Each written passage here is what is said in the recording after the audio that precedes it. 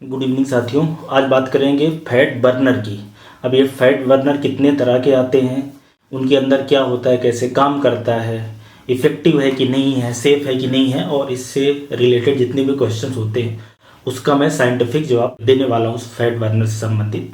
तो fat burner को आजकल वज़न कम करने के लिए काफ़ी प्रमोट किया जाता है, काफ़ी बेचा जाता है। कुछ जो फैट बर्नर की आपको कैप्सूल्स या टैबलेट या पाउडर मिलेगी उसमें सिर्फ एक ही कंपाउंड रहेगा, या हो सकता है कॉम्बिनेशन में हो। और ज़्यादातर फार्मास्यूटिकल कंपनी जो कि इस तरह के सप्लीमेंट, बेसिकली हेल्थ से रिलेटेड प्रोडक्ट, विटामिन से वे प्रोटीन, इस तरह की चीज़ें जो बेचती हैं वो सब फैट बर्नर बेचती हैं। और ये काफ़ी प्रमोट किया जाता है लोगों से, क्योंकि मोटापा एक बहुत ही बड़ी समस्या हो रही है, जैसे बाकी देशों में वैसे इंडिया में भी।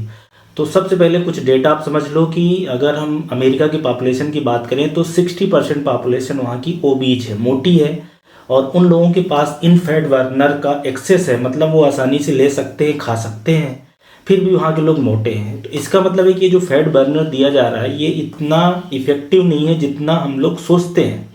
स्पेशली ये वीडियो उन लोगों के लिए हेल्पफुल होगा जिनको इस फैट बर्नर या जिम या सप्लीमेंट के बारे में बिल्कुल भी जानकारी नहीं होगी। बिल्कुल कॉमन आदमी होंगे, जैसे कि कोई भी ओबीज हो सकता है, अब उसको किसी ने फैट बर्नर के बारे में बता दिया तो उसको ये लगने लगता होगा कि चलो इसको लेके दिखते हैं, शायद मेरा कुछ वजन कम हो जाए। तो जो सबसे पहली चीज़ आपको जानने वाली है कि अगर फैट बर्नर को बिना डाइट कंट्रोल के, बिना खाने के कंट्रोल के और बिना एक्सरसाइज के किया जाए तो इसका कोई भी यूज नहीं है। आपका आधा किलो भी वजन कम होने वाला नहीं है। ये फैट बर्नर सप्लीमेंट आप लेंगे तो पैसे की सिर्फ बर्बादी होगी, और हो सकता है कुछ केस में आपको साइड इफ़ेक्ट आ जाए। हालांकि साइड इफ़ेक्ट कम आता है, ऐसे नहीं आता कि इतना कॉमन साइड इफ़ेक्ट है, लेकिन जब तक आप डाइट कंट्रोल नहीं करोगे, एक्सरसाइज नहीं करोगे, तब तक फैट बर्नर का कोई इफ़ेक्ट नहीं आने वाला। ये फैट बर्नर कई तरह के हो सकते हैं, मतलब जो एक आपको दवा या कोई सप्लीमेंट, टैबलेट, कैप्सूल, पाउडर मिलेगी उसमें कई तरह के कंपाउंड होते हैं, जैसे कि उसमें कैफीन हो सकता है, उसमें CLA हो सकता है, L-कार्निटीन हो सकता है। तो इस तरह की और भी कुछ हर्ब्स वगैरह हो सकती हैं, गार्सिनिया, कंबोजिया, इस तरीके के। तो सबसे पहला जो सबसे इम्पॉर्टेंट क्वेश्चन ऐसा बोल सकते हैं कि लोग पूछते हैं कि क्या ये इफ़ेक्टिव है कि नहीं। इसमें से कुछ तो इफ़ेक्टिव है ऐसा स्टडी बोलती है, लेकिन वो बहुत ही माइल्ड उनका असर है। ऐसा असर है कि अगर आप डाइट और एक्सरसाइज करते हैं तो आपको ये हेल्प कर सकता है थोड़ा सा एक्स्ट्रा वजन आपको कम करने के लिए, थोड़ा सा वेट लॉस, मतलब ऐसा है कि 1 से 2-3 किलो तक इतना ये काम कर सकता है। इससे ज़्यादा ये इफ़ेक्टिव नहीं होता और सारे लोगों में इफ़ेक्टिव नहीं होता। ऐसा नहीं है कि हर तरीके का फैट बर्नर सारे लोगों में इफ़ेक्टिव होगा। तो आप जो यूज कर रहे हैं हो सकता है आपको ये थोड़ा सा एक्स्ट्रा 1-2 किलो वजन कम करने में हेल्प कर दे। अब जो फैट बर्नर आते हैं उसमें एक तो L-कार्निटीन आता है, इसकी टैबलेट कैप्सूल के रूप में आता है, पाउडर के रूप में आता है। बेसिकली ये फैटी एसिड को मोबिलाइज कराता है, बेसिकली एनर्जी के रूप में यूटिलाइजेशन करवाता है। इसके अलावा कॉन्जुगेटेड लिनोलेनिक एसिड है, ये ओमेगा 6 फैटी एसिड है, ये भी फैट स्टोरेज को कम करता है। बेसिकली ये जितने तरह के फैट बर्नर हैं अलग अलग तरीके से काम करते हैं। कैफीन की बात करें तो ये एक तरीके से ऐसा समझे कि आपके स्टिमुलेट करती है हार्ट रेट को, रेस्पिरेटरी रेट को। इससे होगा क्या कि आपका मेटाबॉलिज्म फास्ट हो जाएगा, आप ज़्यादा कैलोरी बर्न करोगे। गार्सिनिया कंबोजिया करके एक ये हर्ब है, हर्ब क्या है, एक फ्रूट है, उसमें से ये निकलता है। तो ये कंपाउंड ऐसा है कि जो एपेटाइट है, भूख वगैरह, उसको कम कर देगी। या ग्रीन कॉफ़ी या ग्रीन टी एक्सट्रैक्ट है, तो इस तरह की चीज़ें हैं। MCT ऑयल है, तो ये फैट बर्नर के रूप में यूज होता है। मोस्टली मार्केट में 3 चीज़ें रहती हैं, या तो CLA रहेगा, या तो L-कार्निटीन रहेगा, या तो तीसरा कैफीन, या इनका कॉम्बिनेशन रहता है। अब ये कैसे काम करते हैं, जैसा कि फैट बर्नर नाम है, तो ये एक्चुअली में फैट बर्न नहीं करते।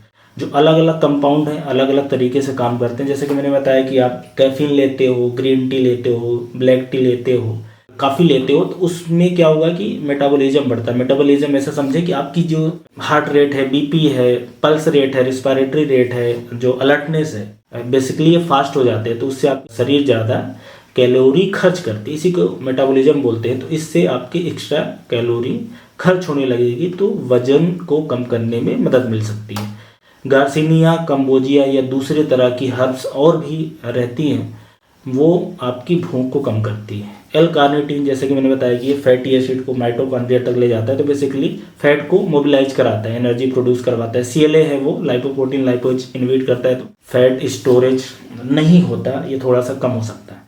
तो कहने का मतलब है कि जो ओवरऑल ये फैट बर्नर है, उनका जो एक चीज़ जो आपको हमेशा ध्यान रखना है कि आपका जो खाना है उसके अंदर जो कैलोरी है वो आप जो खर्च कर रहे हैं उससे हमेशा कम ही रहेगी, तभी ये फैट बर्नर काम करेंगे। और थोड़ा सा ये मतलब ऐसा समझें कि 2-3 किलो या 1-2 किलो तक आपको कम करने में हेल्प करेंगे। सबसे पहले तो आप ये समझें कि जो फैट है, जो मोटापा है, वो हमारा शरीर इस तरीके से डिजाइन या इस तरीके से काम करता है कि जब ज़्यादा खाना खा लेते हो तो ये फैट को ऐसे स्टोर करता है, मतलब कि स्किन के नीचे या आर्गन के आसपास चारों तरफ।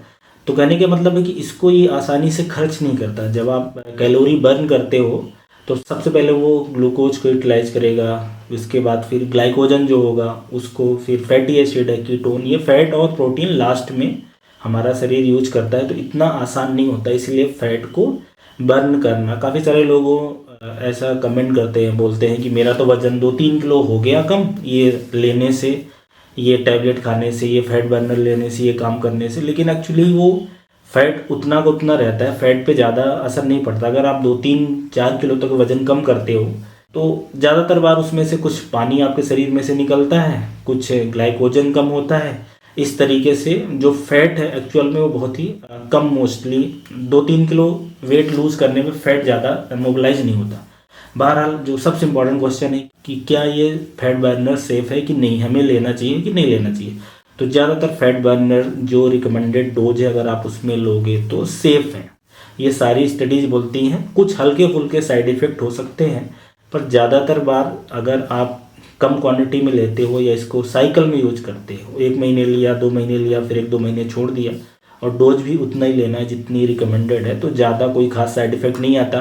जैसे CLA और एल कार्निटीन की बात करें तो ये हमारा शरीर खुद बनाता है, CLA तो नहीं बनाता, एल कार्निटीन बनाता है। तो ये नेचुरल सब्सटेंस है, हमारी बॉडी को इनकी ज़रूरत है, तो थोड़ा सा एक्स्ट्रा हो भी जाएगा तो कोई ऐसी प्रॉब्लम होने वाली नहीं है। कैफीन का ज़रूर है, अगर आप ज़्यादा लेते हैं तो इससे ब्लड प्रेशर बढ़ सकता है, हार्ट रेट बढ़ सकती है, हार्ट के ऊपर बुरा असर कर सकता है, नींद नहीं आना, इस तरह की समस्या हो सकती है। और कंबोजिया जो एक्सट्रैक्ट होता है वो सेफ़ होता है रिकमेंडेड डोज में।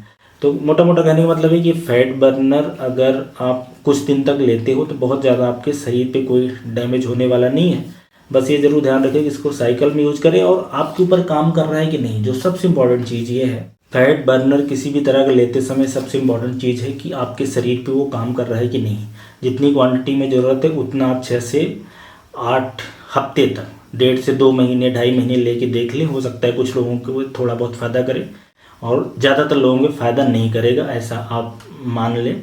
स्पेशली ऐसे लोग लें जो सप्लीमेंट के बारे में जानते हैं, मतलब जिम जा रहे हैं 2-3 साल से, ये सारे सप्लीमेंट के बारे में जानते हैं कि कैसे काम करता है। मतलब ऐसे एक कॉमन आदमी जिसको इसके बारे में बिल्कुल जानकारी नहीं है, जिम ट्रेनिंग के बारे में या दूसरे जो सप्लीमेंट लिए जाते हैं, वे प्रोटीन, विटामिन, BCAA, क्रिएटिन वगैरह, जिसको इन सब के बारे में जानकारी नहीं है, उसको सीधा फैट बर्नर से अपना वज़न कम करने की शुरुआत नहीं करनी चाहिए।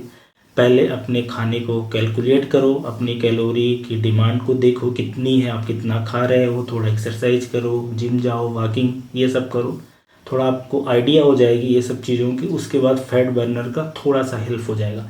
तो ऐसा कह सकते हैं कि आम आदमी के लिए फैट बर्नर ये कोई ख़ास काम के हैं नहीं, महंगे होते हैं और उतना इफ़ेक्टिव नहीं है जितना ये बेचा जा रहा है। अलग अलग जो फैट बर्नर होते हैं उसके बारे में भी क्या रिसर्च करती है, साइंटिफिक जानकारी है, वो भी मैं अलग अलग वीडियो में बता दूंगा।